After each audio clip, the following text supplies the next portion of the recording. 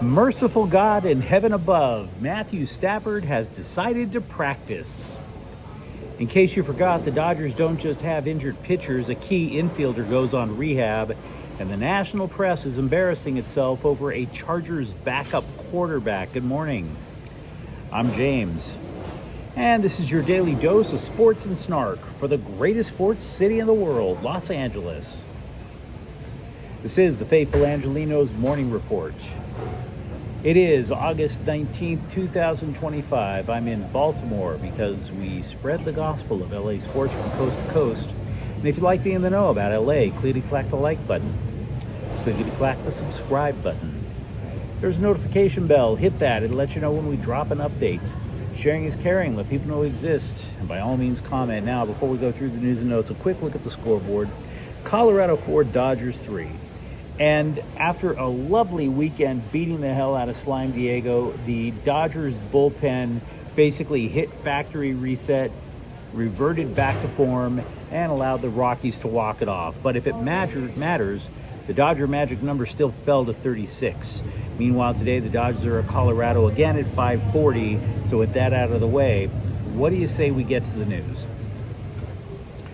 We have heard all the cliches about actions speaking louder than words.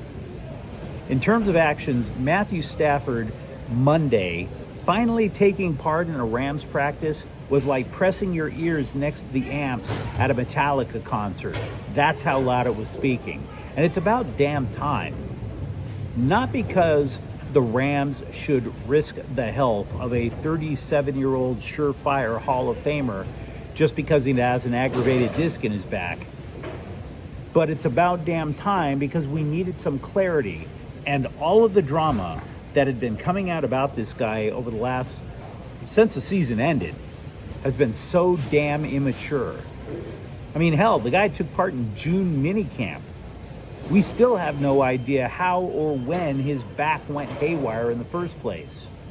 Because the Rams' narrative went in all kinds of crazy directions. We're protecting our guy. We've got plenty of time. Should be practicing next week. Oh, hey, no, he didn't practice. We'll let you know. Hey, everybody, he threw 60 passes. He looked like Zeus out there. He'll be practicing next week. Oh, he missed practice again, but a workout on Saturday. It just kept going on and on and on until finally they started saying no comment. Now, does any of that sound candid or truthful? Jussie Smollett is looking at Sean McVay saying, bruh, just admit it. Now, Monday, Stafford participated in the entire practice, both in individual and team drills. And so now we're left asking ourselves, does this mean that this childish drama has finally come to an end? Of course not. Absolutely not. Stafford didn't talk to the scribes after the practice to say what's up.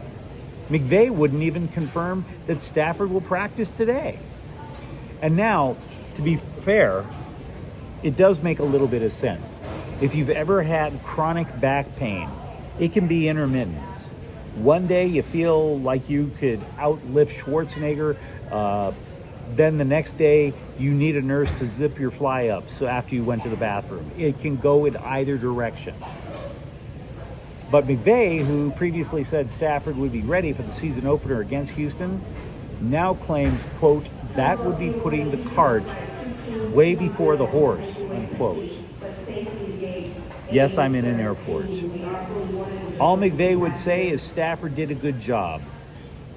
And I hear that and I think to myself, all the Rams did was not solve a problem, but just buy themselves a little time.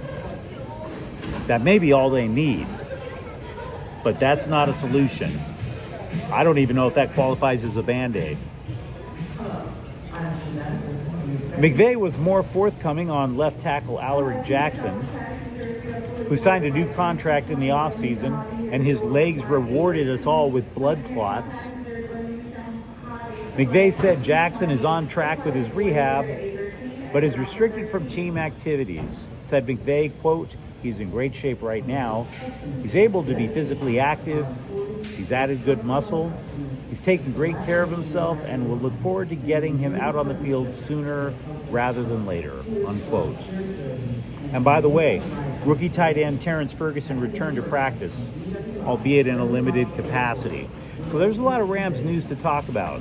Let me know what you think in the comments thread. Hae-Seong Kim will begin a rehab assignment in the Midwest manure pit this week. And I feel bad for the guy. He started the year in Oklahoma because he hadn't figured out how to catch up to Major League pitching. Can you blame him for thinking, oh my God, Oklahoma looks way too much like North Korea for me. Get me out. And now he's back. Back in the North Korea of the United States, Oklahoma. Kim landed on the injured list in late July with shoulder bursitis. The odd thing was the bursitis was in his left shoulder. But he throws right. The injury basically impacted his swing. There is a drumbeat of support in the press for Trey Lance to be the Chargers' backup quarterback. It's not just in the LA Daily News or the Times. Now the national press is really they have formed a drum line. Everybody is surrounding Trey Lance right now. We talked about it a couple of days ago. Here's what the national scribes are saying. Lance has outperformed Taylor Heineke. He looks so much more comfortable in LA than he ever did in Dallas. He may have won the job already.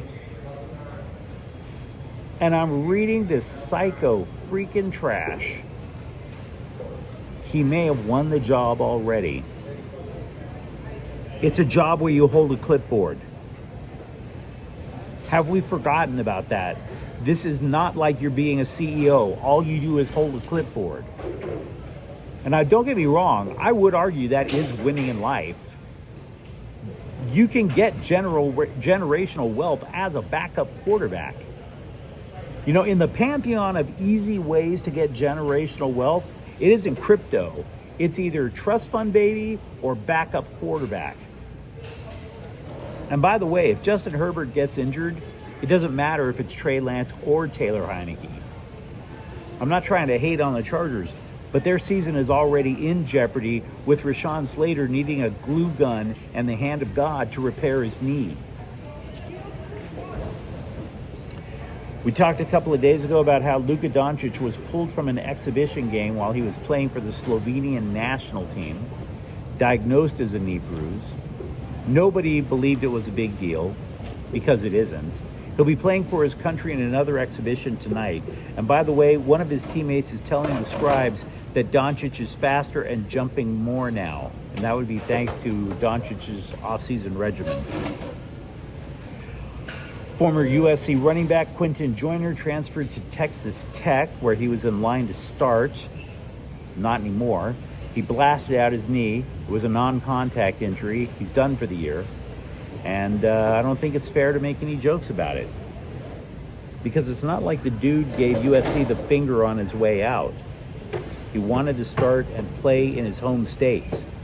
It's a tough break for the guy. But you let me know what you think in the comments thread. Talk to me, for example, about finally seeing Matthew Stafford with the red jersey. Or, for that matter, how soon do the Dodgers actually get healthy?